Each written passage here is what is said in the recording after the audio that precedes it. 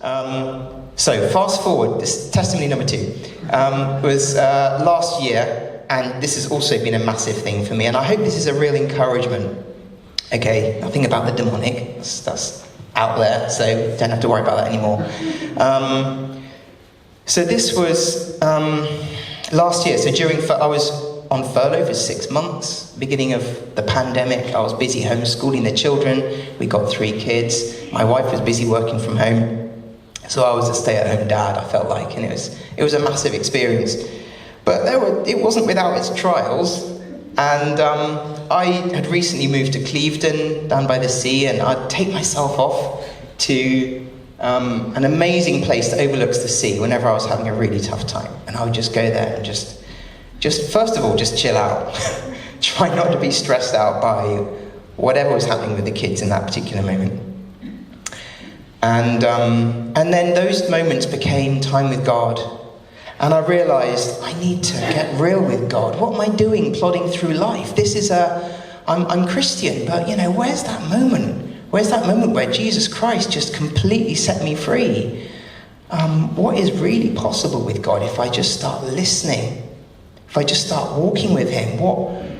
There's so many promises out there, but who's actually grasping them? So I just started giving everything to God, literally giving everything to God, and then saying, God, deal with this sin. This is a sin that I'm struggling with. I'm just bringing it to you. Let's work on that one. Let's sort that one out. And let's sort that one out. And God prompted me to just start trying to listen to his voice more.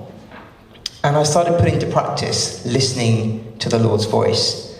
And I realised, actually, I think I have been hearing God's voice for a number of years, but I've been kind of pretty much ignoring it. I think everybody hears God in their own way.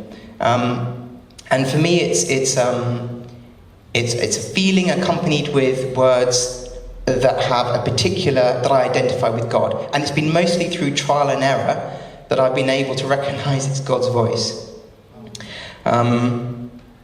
And so basically it's like, oh, okay, I didn't listen to God then, but that's what his voice sounds like. Better pay attention next time. Okay, make the same mistake again. Next time. What happens if I do pay attention to that voice, listen to what he's saying, and do what he's saying? Okay, that's obedience. Okay, so then I was trying to practice this. We were lucky enough as a family to get over to Germany. My wife Kathy is German, and we drive all the way down. We get the boat over, we drive all the way down to South Germany, and we go and stay in my wife's hometown. One of the main reasons we go there is that there's this amazing outdoor swimming complex. It was like built in the 60s, 70s. And there's this massive 50-metre pool, and there's a smaller splash pool, and there's a kiddie's pool, there's some slides. And we spent like 5 days there during the time they were in Germany. And on the very last day, I was practicing listening to God. And I was walking past the corner of the 50-metre pool, and it's literally where that speaker is, really, really close, not that far away. And as I walked past the corner of the pool, a lady pulled a body out of the pool. And this lady was shouting, Hilfe, Hilfe, help, help, in German. And she was a trainee lifeguard, and other lifeguards came running. But from the moment that I saw that body come out, I felt the Lord say to me, you stay exactly where you are and you pray for that person. Wow. So again, if I hadn't been trying to listen, I wouldn't have heard God's voice. And if I hadn't had the whole process of trial and error, I wouldn't have paid attention to it.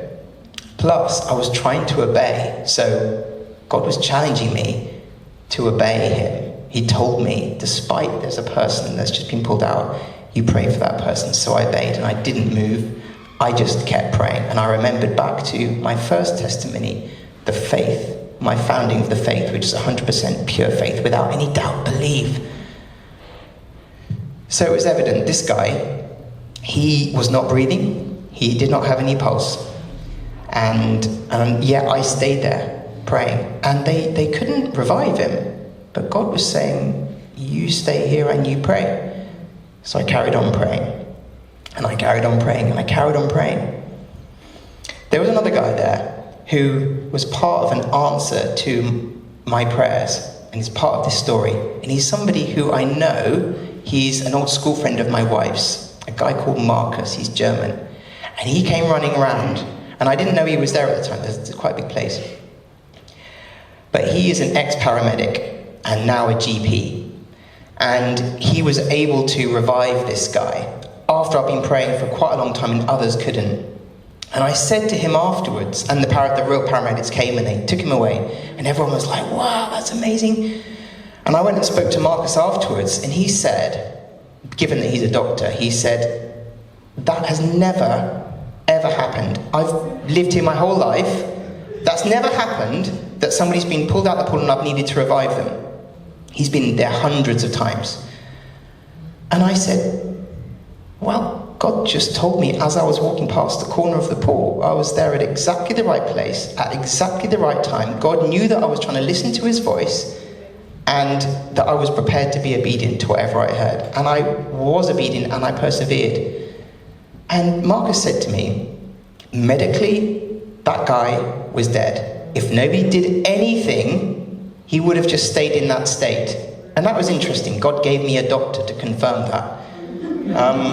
And I thought, and I said, man, I was praying. You were an answer to the prayer. You and I are part of this.